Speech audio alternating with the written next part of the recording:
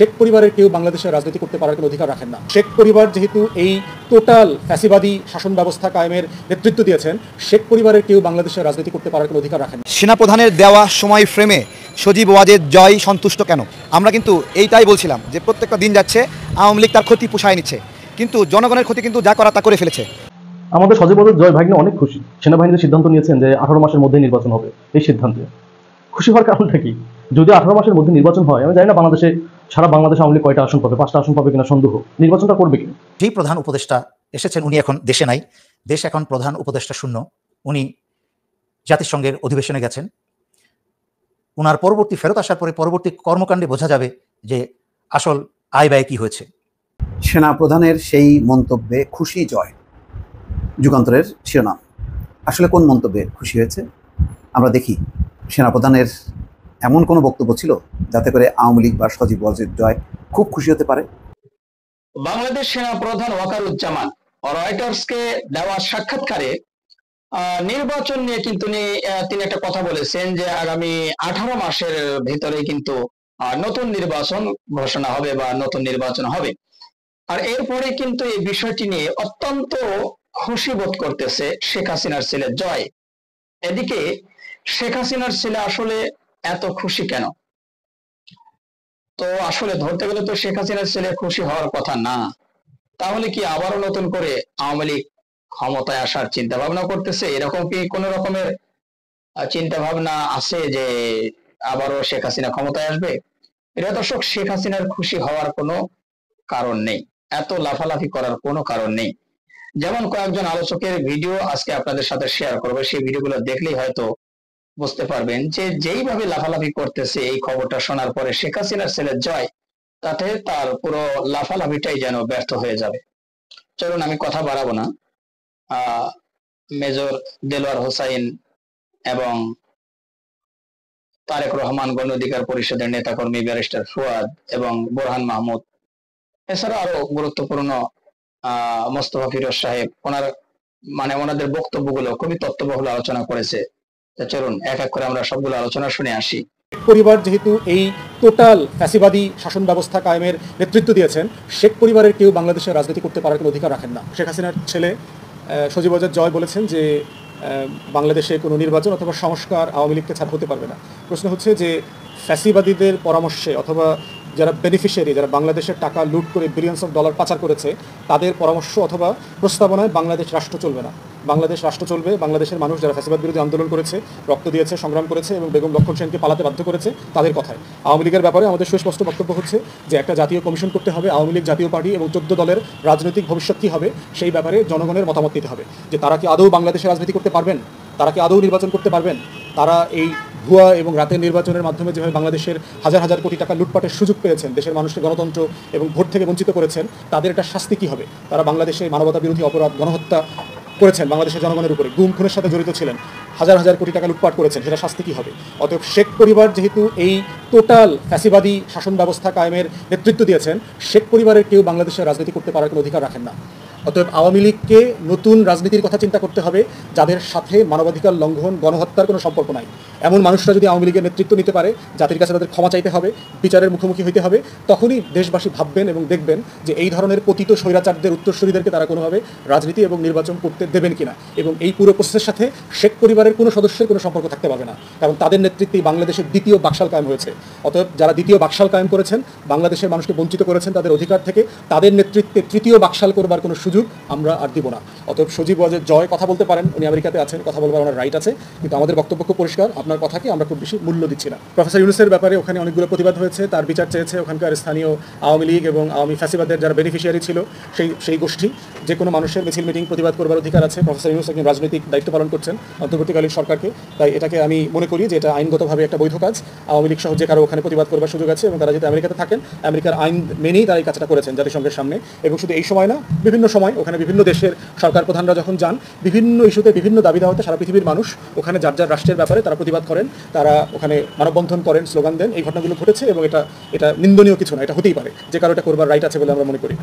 FBI এর একটা team recently দুদকের সাথে কর্মকর্তাদের সাথে দেখা করেছেন যে বাংলাদেশ সরকার ইতিমধ্যে দুনিয়াবাসীর কাছে এবং বিভিন্ন রাষ্ট্রের কাছে দাবি করেছে যে কিভাবে তাদের যে লুট করা টাকা, যেগুলো বাংলাদেশ থেকে এই আওয়ামী সরকার, এই শেখ হাসিনার পরিবার, শেখ রেহানার ছেলে মেয়ে মিলে যে পুরো রাষ্ট্রকে খেয়ে ফেলেছে, তাদের এই টাকাগুলো কিভাবে রাষ্ট্রের কোষাগারে ফিরিয়ে আনা যায়। সম্প্রতি আমরা দেখলাম যে রূপপুর পারমাণবিক কেন্দ্রে যেখানে ওখান থেকে $5 বিলিয়ন মালয়েশিয়ার একটা অ্যাকাউন্ট থেকে তারা এই শেখ পরিবারের কাছে দিয়েছে, এটা তদন্ত হওয়া দরকার। এবং আমরা মনে করি যে কোনো মূল্যে আমাদের এই হারিয়ে যাওয়া টাকা, লুট করা টাকাগুলো রাষ্ট্রের কোষাগারে ফিরিয়ে আনতে হবে। আমরা জানি যে এই ধরনের মানি লন্ডার হয়ে গেলে দুনিয়ার বেশ কিছু ট্রিটি আছে, কনভেনশন আছে, যেগুলো বাংলাদেশ রাষ্ট্রকে সাইন করতে হয়, যেটা বারবার বলার পরেও বাংলাদেশ সরকার গত 15 বছরে সাইন করে নাই। তা আমরা আশা করছি যে অন্তর্বর্তীকালীন সরকার এই যে চুক্তিগুলো আছে, যেগুলো মানি লন্ডার্ড হয়ে গেলে, মানি লুট হয়ে গেলে কীভাবে ফিরিয়ে নিয়ে আসা যায়, এই প্রসেসকে মানে দ্রুততার সাথে সমাধানের দিকে নিতে পারবে সেই চুক্তি। আমাদের সজীব ওয়াজেদ জয় ভাগ্নে অনেক খুশি। সেনাবাহিনীর সিদ্ধান্ত নিয়েছেন যে 18 মাসের মধ্যে নির্বাচন হবে। এই সিদ্ধান্তে খুশি হওয়ার কারণটা কি? যদি 18 মাসের মধ্যে নির্বাচন হয়, আমি জানি না বাংলাদেশে সারা বাংলাদেশ আওয়ামী লীগ কয়টা আসন পাবে, 5টা আসন পাবে কিনা সন্দেহ, নির্বাচনটা করবে কিনা। যাই হোক, যে আওয়ামী লীগ বারবার করে বলছে যে প্রধানমন্ত্রী কে হবে, বলছে না বিএনপিকে। আমি একটা ভিডিওতে কিন্তু অনেক আগে বলছিলাম, আজ থেকে শেখ হাসিনার পতনের আগে, যখন বারবার করে আওয়ামী লীগ একটা কথা বলতো যে এই ইসের প্রধানমন্ত্রী কে হবে, মানে যদি বিএনপি ক্ষমতা নির্বাচনে যেতে তার প্রধানমন্ত্রী কে হবে, এই সিদ্ধান্তের কথা বলছিল। তো আমি কিন্তু একটা কথা বলছিলাম যে শেখ হাসিনার পতনের পরে আওয়ামী লীগের দায়িত্ব কে নেবে সেটা আগে সিদ্ধান্ত নেয় তোমরা। সত্যি বলতেছে, দেখছেন আজকের দিনের অবস্থা যে আওয়ামী লীগের দায়িত্ব নেওয়ার মধ্যে কিন্তু একজন ব্যক্তি নাই। তারপর আমাদের ভাগ্নে অনেক খুশি, জানি না কি জন্য খুশি, হয়তো সে ভাবতেছে যেমন নির্বাচন করার আগে তো অবশ্যই নির্বাচন কমিশনকে সংস্কার করতে হবে। এখন নির্বাচন কমিশন সংস্কার করতে গেলে তো সব দলকে ডাকবে। এখন প্রশ্ন হচ্ছে এখানে কি আওয়ামী লীগ মানে ডাক পাবে? হ্যাঁ, আওয়ামী লীগ ডাক পাবে। আওয়ামী লীগ কিন্তু দল, আওয়ামী লীগ কখনো নিষিদ্ধ হয় না, আওয়ামী লীগ ডাক পাবে। কিন্তু ওইখানে তো শেখ হাসিনা যাইতে পারবে না। ডাক পেয়ে কে যাবে? ওইখানে তো শেখ হাসিনা যাবে না, ওইখানে তো ওবায়দুল কাদের যাবে না, ওইখানে তো আওয়ামী লীগের যে পলাতক যারা আছে এরা তো যাবে না। তাহলে ওই দিন কে যাবে ওইখানে?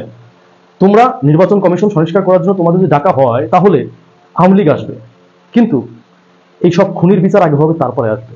তো ভাই তুমি যে তাদের খুঁচিতে মানে গদগদ হয়ে যাচ্ছ, মানে বাচ্চাদের মতো, যে নির্বাচন হইলেই তো আমার দল নির্বাচনে আসবে, কিছু আসন পাবে, আর অনলাইন জরিপ শুরু করছো। এখন তো আওয়ামী লীগ অনলাইনের উপর ডিপেন্ড হয়ে গেছে, এই জন্য অনলাইন দেখবেন শুধু আওয়ামী লীগের সরাসরি। কিন্তু অনলাইনের বাস্তব কিন্তু সম্পূর্ণ আলাদা হয়ে গেছে। ওই যে এক সময় আওয়ামী লীগ কিন্তু আমাদের নিয়ে হাসি ঠাট্টা করতো যে তোরা তো অনলাইনে গেলে গুজব ছড়াচ্ছে। এখন দেখলাম আওয়ামী লীগ গুজব ছড়ানোর ব্যস্ত আছে। যাই হোক, যারা ভাবতেছো ভাগ্নে চিন্তা ভাবনা করছে যে নির্বাচন কমিশন যদি করা হয় তাহলে আমাদের দলকে ডাকবে, ডাকার পরে হয়তো তাদের একটা অবস্থান হবে। তোমাদের দলকে আমরা ডাকবো তখনই যখন তোমাদের দলের সবার বিচার হবে, বুঝতে পারছো? তোমাদের দলের সবার বিচার হবে, তারপরে তোমাদের ডাকবো, এর আগে না। আর এত খুশি হওয়ার কিছু হয় নাই ভাগ্নে। বাংলাদেশের মানুষ কিন্তু আওয়ামী লীগকে এখন অ্যাকসেপ্ট করে নাই, এত খুশি হইেন না। এই যে যারা রিমান্ডে গেছে ওরা অনেকেই বলতেছে শেখ হাসিনা কারো কথা শুনতো না, শেখ হাসিনা খাম খেয়ালি করতো, তার কথার উপর কেউ কথা বলতে পারতো না। এই যারা রিমান্ডের টপিকটা উঠে তো একটা কথা মনে পড়ে গেল, ভাবছিলাম এটা নিয়ে একটা ভিডিও বানাবো। যাই হোক, যেহেতু টপিকটা চলে আসলে এখন বলে দিই। এই যে আওয়ামী লীগের নেতাগুলাকে গ্রেপ্তার করা হয়েছে, যারা রিমান্ডে আছে ওরা নাকি বাসার খাবার খাচ্ছে, আরাম আয়েসে দিন কাটাতেছে, এবং রিমান্ড নাকি নিজেরাই চাচ্ছে যেন ওইখানে গেলে ভালো থাকে। What is this? এইগুলা কি? এই সুবিধাগুলো কারা দিচ্ছেন? রিমান্ডে নিয়ে তাদেরকে এই সুবিধাগুলো কারা দিচ্ছেন? বাসার খাবার খাওয়াইতেছেন, বিভিন্ন ধরনের সুযোগ সুবিধা দিচ্ছেন, কারা দিচ্ছেন? একটা কথা মাথায় রাখবেন, এখন কিন্তু ডক্টর মোহাম্মদ ইউনূসের সরকার থাকবে না। ডক্টর মোহাম্মদ ইউনূস জানে যে বাংলাদেশের জনগণ কাকে কিভাবে অ্যাকসেপ্ট করে। বাংলাদেশের জনগণ ডক্টর মোহাম্মদ ইউনূস স্যারকে এখন অ্যাকসেপ্ট করতেছে, কয়েকদিন পরে কিন্তু ডক্টর মোহাম্মদ ইউনূস স্যারকে বাংলাদেশের মানুষ গালি দিবে। এটা ডক্টর মোহাম্মদ ইউনূস স্যার খুব ভালো করেই জানে। এই জন্য ডক্টর মোহাম্মদ ইউনূস স্যার তাড়াহুড়া শুরু করছে যে যত দ্রুত সম্ভব নির্বাচন কমিশনকে সংস্কার করে আইন ব্যবস্থাটা সুন্দর করে এটা নির্বাচন দিবে। এটার জন্যই কিন্তু তাড়াহুড়া করতেছে। কারণ ডক্টর মোহাম্মদ ইউনূস স্যার আপনাদেরকে শাসন করার জন্য আসে নাই। সে স্বৈরাচারে যে 111-এর মতো কারো ঘাড়ের উপর চেপে বসবে না, ওই শেখ হাসিনার মতো চেপে বসবে না। সে আসছে বাংলাদেশকে সংস্কার করতে, এবং এমন সংস্কার করবে যেন আগামীতে বাংলাদেশের কোনো সরকার বাংলাদেশের জনগণের গণতন্ত্র হরণ করার সাহস না পায়, বাংলাদেশের টাকা লুট করার সাহস না পায়। এমন একটা সংস্কার সে করবে, সংস্কার করে সে চলে যাবে। সে যত দ্রুত সম্ভব 6 মাসে যদি ক্লিয়ার হয়, 3 মাসে ক্লিয়ার হয়, 3 মাস পরে সে চলে যাবে। এটা বিশ্বাস করি আমি। সে জোর করে থাকবে না, সে জোর করে থাকা মানুষ না। তো এই ডক্টর মোহাম্মদ ইউনূস স্যার চলে যাবে। আজকে তোমরা যারা ওই ডিবি অফিসে তাদেরকে খুব আরাম আয়েসে রাখার সুযোগ করে দিচ্ছ, মানে বাসার খাবার খাওয়ার সুযোগ করে দিচ্ছ, তোমরা কি ভুলে গেছো এই 5ই আগস্টের কথা? ভুলে গেছো? জনগণ 5ই আগস্টের পরে কি ব্যবহার করছে দেখো না? সারা বাংলাদেশে কোনো থানায় পুলিশ ছিল না কেন? তোমাদের এই ব্যবহারের জন্য আবার সেম ব্যবহারগুলো কেন করতেছো? আবার দৌড়ানি খাইতে হইতে পারে না? নিজের একটু সংশোধন করো। নিজের সংশোধন করে তুমি যাদেরকে নিয়ে খেদমত করা নিয়ে ব্যস্ত আছো, তারা কবে ক্ষমতায় আসবে, তারা যে ক্ষমতার স্বাদটা কবে গ্রহণ করবে তারাও জানে না। তা তোমরা কি লোভে তাদেরকে সুযোগ সুবিধাগুলো দিচ্ছ? এগুলো বন্ধ করো। তারা হচ্ছে দেশের শত্রু, জনগণের শত্রু, তাদের শাস্তি দিতে হবে। তারা ওইখানে আরামায়েশ করতে যায়নি। তাদেরকে সঠিক তথ্যগুলো বের করো তাদের কাছ থেকে। যেমন জামাত বিএনপির উপর নির্যাতন করছো, ওরকম তাদের কাছ থেকে সঠিক তথ্যগুলো বের করার চেষ্টা করো। নির্যাতন করতে হবে না, আমরা নির্যাতনের পক্ষে না, আমরা আয়না ঘরের পক্ষে না। এদের বিচার বাংলার মাটিতে হবে, এটা আমরা দেখার অপেক্ষাতে আছি। সো কোনো ধরনের সুযোগ সুবিধা দেওয়ার চেষ্টা করবা না। এখন ভাগ্নে যে সাথে বসে আছে, ভাগ্নে বলছে, রয়টার্সকে দেওয়া সাক্ষাৎকারে বলছে যে সেনাবাহিনীর সিদ্ধান্ত নিয়ে সেটা দেশে তারা অনেক ইয়া হয়েছে, নির্বাচন আগে হলে ভালো হয়। হ্যাঁ, এইটা ভাগ্নে কেন বলছে? কারণ ভাগ্নে তো অনলাইনে দেখতেছে, বাংলাদেশে তো অফলাইনে তো কেউ নাই মাঠে, শুধু গোপালগঞ্জে আছে। গোপালগঞ্জে কয়েকদিন পরে ঠান্ডা হয়ে যাবে, কারণ নিজের ভালো সবাই বোঝে। এই 26 তারিখ চলে গেছে, আরো কত 26 তারিখ চলে যাবে, শেখ হাসিনা আসবে না, পরে গোপালগঞ্জ ঠান্ডা হয়ে যাবে, কারণ পাগলেও নিজের ভালো বোঝে।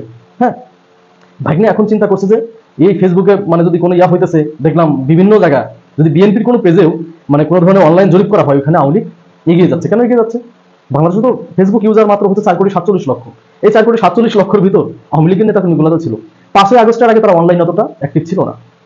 তারা ছিল কি নিয়ে? তারা ছিল কিভাবে চাঁদা উঠানো যাবে, কিভাবে মানে লুট করা যাবে, কারোর উপর জুলুম করা যাবে, এটা নিয়ে ব্যস্ত ছিল। এখন তারা বেকার হয়ে গেছে, তাদের কাজগুলো নাই, তারা মাদক ব্যবসা করতে পারতেছে না, সব কাজ বন্ধ হয়ে গেছে। কি করবে? সারাদিন ফেসবুকে পড়ে থাকে, আর ফেসবুকে টোকায় টোকায় দেখে কোথায় কোনো জরিপ হইতেছে, কোথায় কারো কমেন্ট করতে হবে, ওইটা করতেছে। তাছাড়া আওয়ামী লীগের সামনে তার কিছু নাই। এরা এখন ফেসবুক নির্ভর হয়ে গেছে, ইউটিউব নির্ভর হয়ে গেছে। এরা ওই যে ইসের মতো তাকায় থাকে যে কখন একটা নিউজ আসবে আওয়ামী লীগের পক্ষে, এই নিউজটা দেখবো, এটার জন্যই চেয়ে থাকে। যাই হোক, তোমাদের একটা কথা বলি যে তোমরা যতই তাকায় থাকো এটার অপেক্ষায় যে শেখ হাসিনা বাংলাদেশে আসবে, বাংলাদেশে নির্বাচন হবে, তোমরা এই যে অনলাইনে জরিপ করে দিচ্ছ যে 15,000 ভোট পড়তেছে, তার ভিতর 10,000ই আওয়ামী লীগ পাচ্ছে, আর বাদ বাকি অন্য দল পাচ্ছে। কিন্তু তুমি তো এলাকাতে আছো ভাই, আমি তো জানি তুমি যে ভোটটা দিচ্ছ তোমার এলাকার বাইরে, তুমি ভোটটা দিচ্ছ তুমি তোমার এলাকার বাইরে থেকে, তুমি তোমার এলাকাতে এখনো যাও নাই, তারপর ভোট দিতেছো। তো তুমি কিভাবে বিশ্বাস করো যে সারা বাংলাদেশে নির্বাচন হলে আওয়ামী লীগ আগামীতে ক্ষমতা আসবে? এটা তো পাগলেও বিশ্বাস করে না। তো তুমি কিভাবে বিশ্বাস করো ভাই? তো পাগলামি ছাড়ো ভাই, এই অনলাইন জরিপে আওয়ামী লীগ ক্ষমতায় আসবে না। আর জয় ভাই না, তুমি যত চুপ থাকবা ততই ভালো, এত কথা বলতে হয় না। হ্যাঁ, একটু চুপ থাকার চেষ্টা করো, এটাই ভালো হবে। আমরা ছোট মানুষ কম বুঝি, তারপরে সারা বাংলাদেশ থেকে বিভিন্নভাবে তথ্য আনার চেষ্টা করি। আমাদের তথ্য আছে, এই তথ্যতে আওয়ামী লীগ আগামীতে কত বছর পরে ব্যাক করবে এটার কোনো নিশ্চয়তা নেই। সেনাপ্রধানের সেই মন্তব্যে খুশি জয়, যুগান্তরের শিরোনাম। আসলে কোন মন্তব্যে খুশি হয়েছে? আমরা দেখি সেনাপ্রধানের এমন কোনো বক্তব্য ছিল যাতে করে আওয়ামী লীগ বা সজীব ওয়াজেদ জয় খুব খুশি হতে পারে? আসলে কি খুশির বিষয়, নাকি অন্য কোনো এর মধ্যে ব্যাপার আছে? আমরা একটু দেখি, তার আগে একটু শুনি যে আসলে কি বলতে চান তিনি। ব্রিটিশ বার্তা সংস্থা রয়টার্সকে দেওয়া সাক্ষাৎকারে দেশে 1 থেকে 1.5 বছরের মধ্যে গণতন্ত্র ফিরে আসা উচিত বলে সেনাপ্রধান ওয়াকারুজ্জামান যে মন্তব্য করেছেন, তাতে খুশি হয়েছেন শেখ হাসিনার ছেলে সজীব ওয়াজেদ জয়। গতকাল রাতের দিকে রয়টার্সকে দেওয়া সাক্ষাৎকারে তিনি এমনটাই বলেছেন। গত 5ই আগস্ট ব্যাপক ছাত্র জনতার বিক্ষোভের মুখে শেখ হাসিনা পাশে দাঁড়াতে অস্বীকৃতি জানিয়েছিলেন জেনারেল ওয়াকারুজ্জামান। সেই কারণে যথেষ্ট পরিমাণ ভৎসনার শিকার হয়েছিলেন সেনাপ্রধান। যেহেতু সেনাপ্রধান এক অর্থে তার আত্মীয়, সেই কারণে হয়তো অধিকার নিয়ে শেখ হাসিনা ভৎসনা করেছেন, অথবা স্বভাবগতভাবে তিনি যেহেতু সবাইকে আসলে চাকর বাকর মনে করেন, সেরকমই আচরণ করেন। তো এমন না যে তার এই মানে খারাপ সময় এই কর্মকর্তারা তার উচিত জবাব দিয়েছেন, তা করেননি। শেষ সময় পর্যন্ত সম্মানটা রেখেছেন। আচ্ছা, যাই হোক, এর মধ্য দিয়ে সেই সময় শেখ হাসিনা ভাগ্য নির্ধারণ হয়ে যায়, যেহেতু অস্বীকৃতি জানায় যে পাশে দাঁড়ানো সম্ভব না। প্রায় ঘণ্টাখানেকের প্রস্তুতিতে ভারতে পালিয়ে যেতে বাধ্য হন শেখ হাসিনা। সেই ঘটনা 1.5 মাসেরও বেশি সময় পর মঙ্গলবার রয়টার্সকে দেওয়া সাক্ষাৎকারে সেনাপ্রধান ওয়াকারুজ্জামান দেশে 1 থেকে 1.5 বছরের মধ্যে গণতন্ত্র ফিরে আসা উচিত বলে মন্তব্য করেছেন। বলেছেন 18 মাসের মধ্যে নির্বাচন। আচ্ছা, নোবেল পুরস্কার বিজয়ী মোহাম্মদ ইউনূসের নেতৃত্বে এই সরকার গুরুত্বপূর্ণ সংস্কারগুলো সম্পন্ন করার মাধ্যমে দেশে একটি গ্রহণযোগ্য নির্বাচন আয়োজন করবে বলে জানান তিনি। তবে সেই নির্বাচন আগামী 18 মাসের মধ্যে হওয়া উচিত বলে মত দেন সেনাপ্রধান। এরপর মঙ্গলবার রাতের দিকে রয়টার্সকে দেওয়া সাক্ষাৎকারে সজীব ওয়াজেদ জয় 18 মাসের মধ্যে নির্বাচন অনুষ্ঠানে সেনাপ্রধান জেনারেল ওয়াকারুজ্জামান যে টাইমলাইন দিয়েছেন তাতে সন্তুষ্টি প্রকাশ করেন। জয় বলেন, আমাদের কাছে অন্তত এখন একটা প্রত্যাশিত টাইমলাইন আছে, শুনে আমি খুশি। তবে এই টাইমলাইন প্রত্যাশার তুলনায় অনেক দেরি বলেও মন্তব্য করেন জয়। এও বলেন, বাংলাদেশ আওয়ামী লীগ ছাড়া দেশের প্রকৃত সংস্কার ও নির্বাচন অসম্ভব। আসলে আওয়ামী লীগ এখন বাঁচতে চায়, মোট কথা। সেটা বাঁচার একমাত্র পথ হলো যদি সাংবিধানিক ব্যবস্থার মধ্যে যদি তারা কোনো মতে আসতে পারে, অর্থাৎ নির্বাচনে এসে যদি তারা 1-2টা সিট পাক বা না পাক, অন্তত নির্বাচনে অংশ নেওয়ার একটা স্বীকৃতি যদি পায়, তাহলে আওয়ামী লীগ নিরাপদ। তখন আওয়ামী লীগকে মানে রাষ্ট্রীয় প্রোটেকশন দেবে নিয়ম মাফিক।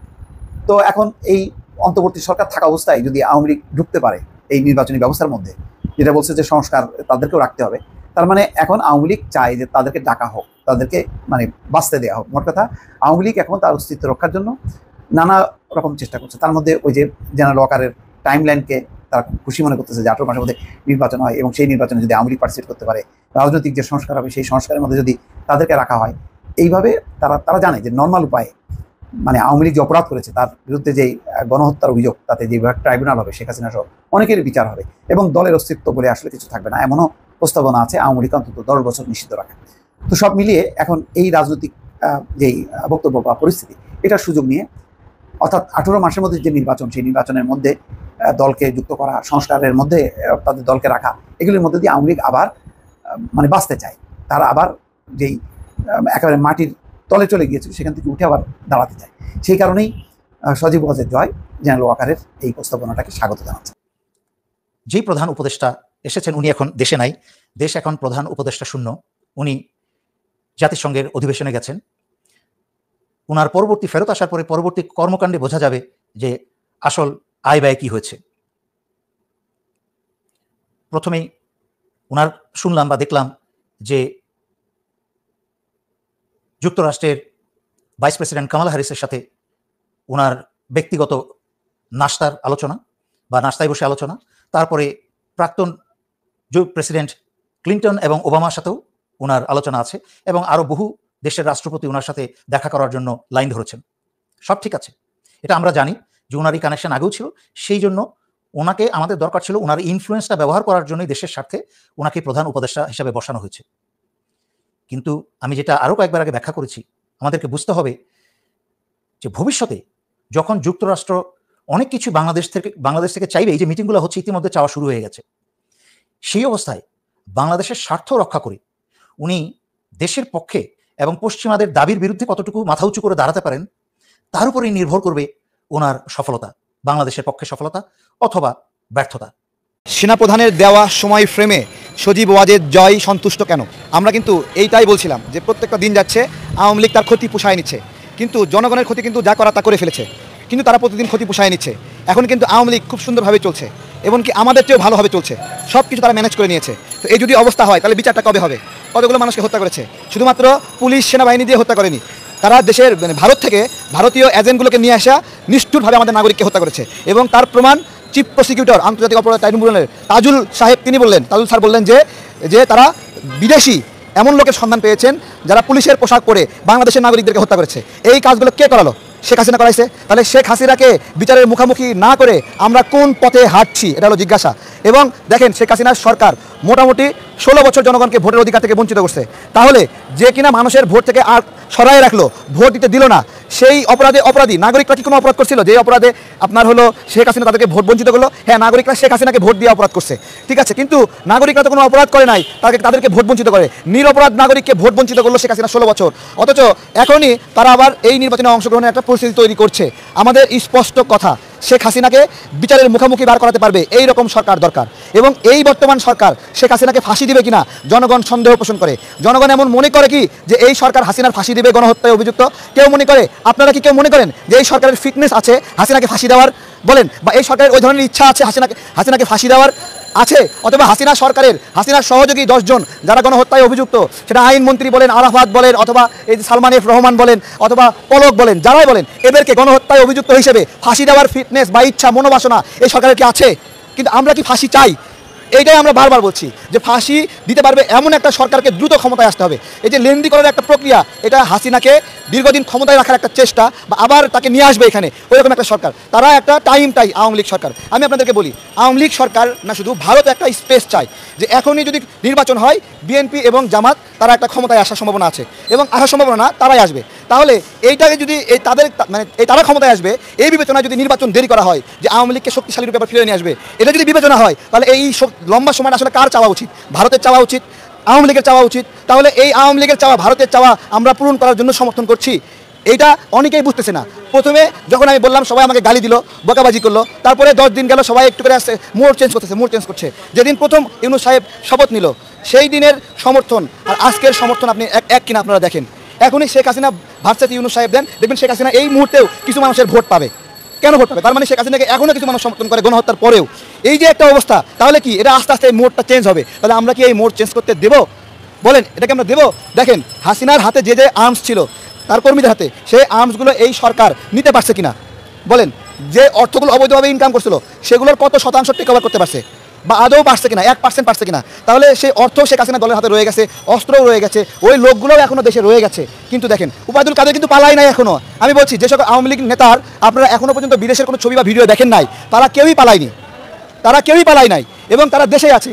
দেশটাকে যদি পালাইতো তাহলে ওরা একটা ভিডিও বার্তা দিত অন্তত। তারা কেউ যেহেতু ভিডিও বার্তা দিচ্ছে না, ওরা দেশে আছে, তাহলে ওদেরকে দেশে রাখছে কে? ওদেরকে গ্রেপ্তার করছে না কে? ওদেরকে আইনের আওতায় নিচ্ছে না কে? ডিবি হারুন এখনো দেশেই আছে, ওকে আইনের আওতায় নেওয়া হচ্ছে না কেন?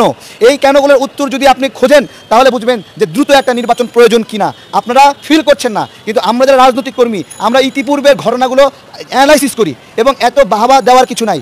বিগত সময় যারা কেয়ারটেকার গভর্নমেন্টের ছিল তারা তাদের খারাপ আচরণের কারণে, লোভের কারণে পরবর্তীতে কিন্তু আপনার হলো দেখছেন সেরা কাপড় পরে ঘোরাফেরা করছে। মইনুর আহমেদ আমেরিকায় সেরা কাপড় পরে ঘোরে, ঠিক আছে? এখন যারা দায়িত্বে আছে তাদের কপালেও সেইটাই হবে যদি তারা মইনুর আহমেদের মতো আচরণ করে, দীর্ঘদিন থাকার চেষ্টা করে। এটা কিন্তু অনুধাবন করতে হবে। আজকে সুষ্ঠু নির্বাচন দ্রুত দিতে ভয় পাচ্ছে বিএনপি এবং জামাত, ধরেন ক্ষমতায় আসবে, তা এর বিকল্প আপনি কাকে ক্ষমতায় আনবেন? 2 দিনের সুযোগ পায় নাই, 12 কোটি টাকা ত্রাণ তসরুপ করার চেষ্টা করছে না তো বিএনপি জামাত খারাপ? তারা এই 2 দিনের হাত পাইয়া মানে ও ঘুষ খায় না, কেন খায় না? ও ঘুষ পায় না, এই জন্য খায় না, ঠিক আছে? তারপরে ঘুষ খায় না, কত খায় না? 1 লাখ 2 লাখ খায় না, 10 কোটিও খায় না। আজকে যে ঘটনাটা বের হলো, সচিবদেরকে নিয়োগ দেওয়া, ডিসিদেরকে নিয়োগ দেওয়া, চেক বের হয়েছে না? এটা কে করছে? এটা কি বিএনপি জামাতের লোকেরা করছে? বলেন, তারা করছে নাকি যারা এখন ক্ষমতায় আছে তারা করতেছে? কত বড় সাহস! 56 জন ডিসিকে আওয়ামী লীগের পক্ষ থেকে নিয়োগ দিছে। তাহলে এরা কেমন প্রশাসন করতে যাচ্ছে? তার মানে কি এরা বিএনপি জামাতের প্রতিপক্ষ হিসেবে আওয়ামী লীগকে আবার দাঁড় করাই দিচ্ছে। চিন্তা করতে পারেন, যে আওয়ামী লীগকে রক্ত দিয়ে মানুষ সরাইলো তাদেরকে দায়ী করা দিচ্ছে। এই যদি হয় পরিণাম, তাহলে বাংলাদেশের জনগণ কেন দ্রুত নির্বাচন চাইবে না, সেটাই আমার প্রশ্ন। প্রিয় দর্শক শ্রোতা, আশা করি সবগুলো ভিডিও আপনারা দেখেছেন এবং সকলের আলোচনাগুলো শুনেছেন। তো অবশ্যই আপনাদের মূল্যবান মতামত জানিয়ে দিন, পারলে ভিডিওটি শেয়ার করে সবাইকে দেখার সুযোগ করে দিন। আর আমাদের এই চ্যানেল নাসির ইসলামিক মিডিয়া সেন্টারে এখন পর্যন্ত যারা সাবস্ক্রাইব করেননি, প্রতিনিয়ত এ ধরনের সকল প্রকার নিত্য নতুন আপডেট নিউজগুলো পেতে আমাদের এই চ্যানেলটি সাবস্ক্রাইব করে আমাদের সাথে থাকুন। যারা ইতিমধ্যে সাবস্ক্রাইব করে দিয়েছেন তাদেরকে অসংখ্য ধন্যবাদ জানিয়ে ভিডিওটা এখানে শেষ করছি। সে পর্যন্ত সকলে ভালো থাকবেন, সুস্থ থাকবেন। আবারও দেখা হবে, কথা হবে নতুন করে ভিডিও নিয়ে। আল্লাহ হাফেজ।